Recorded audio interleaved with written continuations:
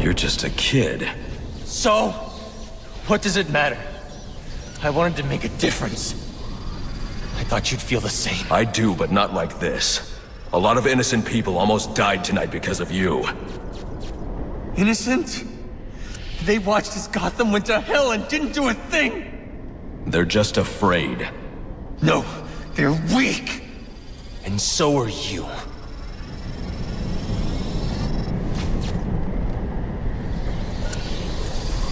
The police are on their way. You ever wonder how things got to be so bad here? I do. All the time. See, I don't think men like Roman Sionis or Oswald Cobblepot are responsible. They're just a reflection of our apathy, our greed, our fear. We look the other way when things turn sour, bury ourselves in our jobs, consume propaganda masquerading as entertainment. The message is always the same. Don't think, don't question. And what becomes of a society that's given up? It rots. Fills up with liars, cheaters, and thugs. Uptown and downtown. The suit in the penthouse is no better than the guy selling drugs on the corner. They're both doing whatever it takes to get ahead. Never mind the cost. It was a few days ago, was it last week or something like that, I did a video titled Natural Law, What It Is and What It Isn't. And this one is, of course, titled Anarchy, What It Is and What It Isn't.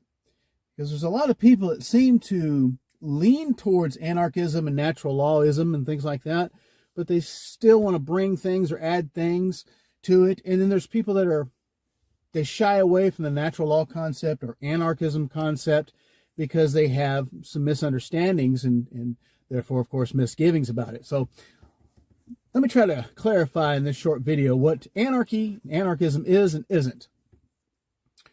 There's a lot of myth around the whole anarchy thing. First off, the myth that anarchy means chaos. No, chaos means chaos. Anarchy comes from the Greek term anarchos, which simply means no rulers. No one ruling over you. No human beings ruling over another, whether they call themselves kings, emperors, or congressmen, senators, mayors, presidents, and the sort. So anarchy and anarchism is not chaos. It also is not might makes right. Oh, brutal survival, the strongest survive type thing. That's a big myth and bullshit. Or that it's the law of the jungle. Or dog eat dog and scratch and claw to yourself to the top, everybody out for themselves type thing. That's what capitalism is. But that's not anarchy. Anarchy is not selfishness or every man for himself. That is ridiculous. Matter of fact, capitalism creates that type of mentality. Anarchy, another myth about anarchy is that it don't unite. It just divides people, which would make it easier for domination from warlords or whatever, or invasion from foreign statist systems and armies, or suppression or enslavement by collectives and corporate unified bodies or groups. And that's not true either. And besides, without a statist collective, who would build the roads is another thing that people throw up at anarchy. Well, if we didn't have government to protect us from invading forces or warlords, who would build the roads? These are all these questions and things like that they're good questions, but you have to understand what the answers really are. And it's not what the fearmongers and the statists and the superstitious and the fearful would like you to think. One way that I have used anarchy to explain the difference in anarchy and statism is using the 1981, one of my personal favorite movies. I was 13 years old when it came out. Road Warrior, which is Mad Max 2, with Mel Gibson. And I was going over it one day. We were walking. We walk for moderate cardio, for exercise, and just to be out in nature and things like that. Samantha and I, she's sitting here next to me. We were walking one day, and I was just using my Road Warrior thing, explaining the difference between statism and anarchism. And she said, man, you ought to make a video like that. I said, well, I have thought about that. So I dedicate this video to my sweetheart who's sitting here next to me.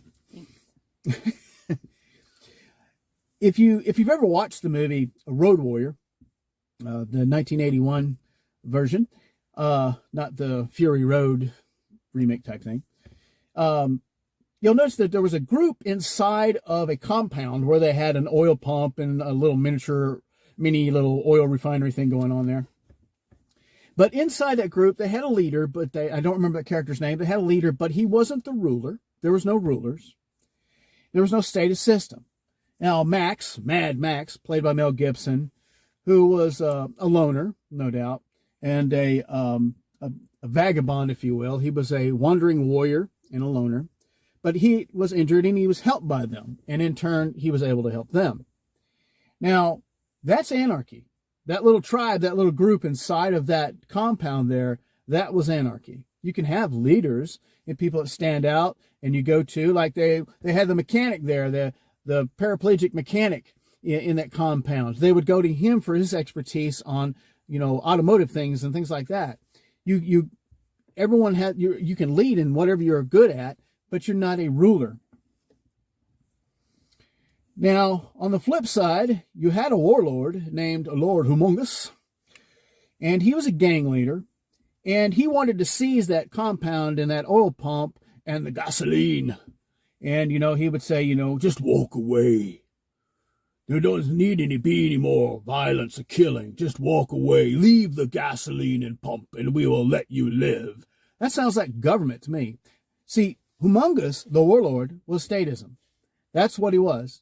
It was organized crime, if you will, with his gang of enforcers, his gang of policemen, if you will. That's what statism is Humongous and the warlords. The just walk away is kind of like a cop that, pulls you over and says, or wants to interview you for something they want to, frame you for, and they'll say, just give up the goods, man. You got any pot or, an illegal weapon, or just admit this or just admit that, and we'll let you go. It'll be an easy day. I'm in a good mood. That's the same thing as just walk away. There won't be no more violence. Just leave the pump and the gasoline and walk away. We'll spare your lives. And of course, Humongous was lying. And that's what government does. Now, Mad Max, was, of course, traumatized. And he was a hardened survivor and loner. But he also realized that no man was an island. You see, we can't live totally alone without mutual aid of other humans. And all anarchists know that. True anarchists. Not these commies posing as anarchists. Not certain people that are common law people that want sheriffs and this, that, and the other, and they want a constitution and stuff, posing as anarchists. That's not anarchism.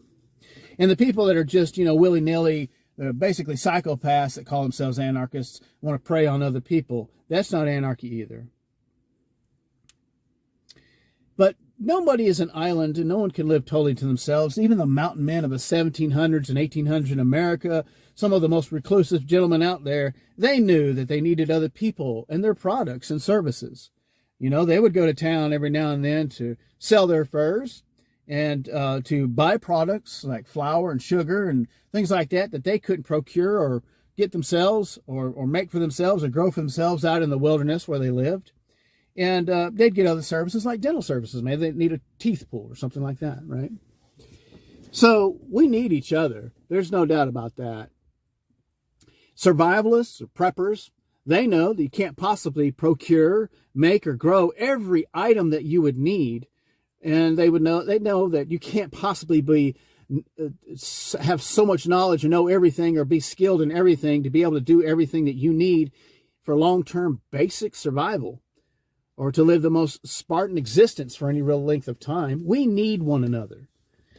And the fact is, we can't survive, much less thrive, without mutual aid and cooperation with our fellow human beings. And I like it that way. I'm glad that we need one another.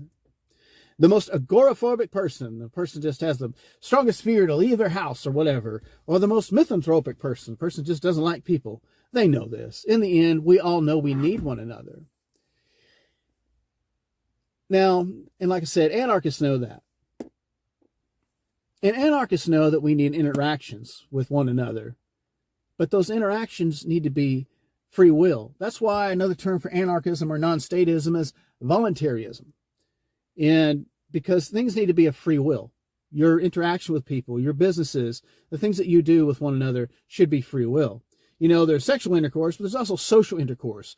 And your social intercourse should not be based on rape or force, no more than sexual intercourse should be. It should be a free will and a voluntary basis. People will say, another myth, is that anarchy divides. You don't unite us, it weakens us. Like I said, it would weaken, not only for the survival of people, but weaken us, for invasion or something like that. But that's just statist fear-mongering. And statism or state theism is a religion. It's like Larkin Rose, the anarchist, has titled his book, The Most Dangerous Superstition. That's what statism is. It is a superstition, it is a religion. It's fear-based. It's a fear-based mythos with its own dogma and doctrines and theologies. And it has its own, it's like religion has its own little sects. Well, there's different sects of state theists. Some are communists, some are conservatives, some are liberals, some are national socialists, some believe in a feudal system. But true anarchy is not a collective, that's true. But anarchism does allow for tribalism. I used to talk a lot about tribalism in my older videos in 2010 through 2013. Like the tribe inside the compound and the road warrior thing. It's voluntarism. It's based on the principle of voluntary interaction, transaction, or voluntary separation. We hear about finding your own tribe, especially in the spiritual community these days. Finding your own tribe, finding your vibe tribe, finding your soul tribe, finding your soul family, things like that. That's got to be something you choose. Within tribes, there's still individual freedom. People can still do. The American Indians, the European tribes of old, our ancestors, things like that in Europe, those tribes, they had chiefs and tribal leaders, and they had elders, and they may have had the druid priests or, whatever. They may have had the religious priests or whatever that were gone to for help or wisdom or guidance or medical care or something like that, or to go to when there was a dispute and you need a neutral third party, but yet they're not so neutral. They care about the community. They want the best, so they want to hear both sides of an argument or dispute or, whatever. But it's all for mutual benefit. None of this is, but tribalism is not compulsory collectivism like statism is. There's no forced segregation, nor is there any forced integration. You're able to associate who you wish, race, color, creed, whatever, it doesn't matter. You're able to associate or choose not to associate. Whereas with statism, you don't have that. Listen, humans have always band together for survival and mutual benefit. So the whole idea, the myth that anarchy is division or divides people, or, it's chaos, or that it's every man for himself and selfishness, those are lies that are only told by people who have statist agendas. They may hide those agendas under different titles, but in the end, if they expect everyone to be exactly the same, and we all have to do this and have to do that and fall in line, that's statism. That's a form of force. It's statism. If you want to understand what anarchism is and how wonderful it really is, the old 1981 Road Warrior movie, the tribe that stuck together, that Max ended up helping because they helped him, but those people worked together, and that was a tribe, and those people weren't related or whatever. It was just everyone worked for the mutual benefit of each other, and in the end, they survived and they made it. That's what anarchism really is. You had the little feral boy in the Road Warrior movie. That boy was free to go and come. The people respected him. And that's what anarchism is. So is that pretty much what I told you, babe, and explained to you about that? Statism is humongous and his gang, because statism is warlords. Tell me Uncle Sam is no warlord. Tell me that the local county, city, or state governments aren't warlords with their warriors running around, pulling you over and extorting money from you. Just walk away. Pay your fines and your fees and obey our edicts and our rules and our statutes and just walk away, and there'll be no violence. That's statism. Yes, babe. But at least he's out in the open. Right. See, that's one thing. Humongous made no bones about it. It's like the mafia or, a gang or something. We know what they are, the warlords. Statism is hidden. People think, they don't understand it as organized crime, that it is simply warlords. That's what it is. When you're compelling and forcing people to interact with you under the auspices of it's for the common good, or, You're being selfish. You know, we're being told we're not selfish if we don't, you know, put a face diaper on, a muzzle. Or how selfish we are if we, you know, don't get snake venom put in us by the big, you know, corporations, all that run the government, that we're told, and I mean, that's statism. So no, anarchy is not chaos. Chaos is chaos, and statism, for that matter, is truly chaos. Look how divided we are under government, under stated systems. I'll tell you about selfishness. Selfishness is going on right now. You remove the government, and a lot of people stop being so goddamn selfish because they realize for mutual survival, we've got to share and get along, and we can all own our own stuff and yet still share, and everyone have their needs taken care of. Anarchy is beautiful. Anarchy is beautiful, natural harmony. And natural law is moral law that deals with man interacting with man. And that's all we need. Nature has written all the government we need. It's just within our heart, and all the legislation and law we need. Morality, natural law is in your heart. Anarchy is beautiful harmony. No one needs to tell you how it works. Just like natural law, no one really needs to tell you what's moral or immoral. You already know. Have a great life. Today, President Obama declared Flint, Michigan a disaster area. We're getting poisoned water, and we have no rights. The children's blood tests revealed high exposure to lead. Go to that school where that kid's got to drink that water right now. Well, why don't you just move? Most of us don't have a choice. We're stuck here. Damage from lead is irreversible. I declared a federal emergency in Flint. I come from a place where trouble lives there. Crime is everywhere. They ask why I stay here, cause I ain't built to run. Not from a smoking gun, not from the government, not from anyone. My skin's too thick and I don't fear death, and I was raised in the belly of the beast. They got our names in their mouths cause our struggle again.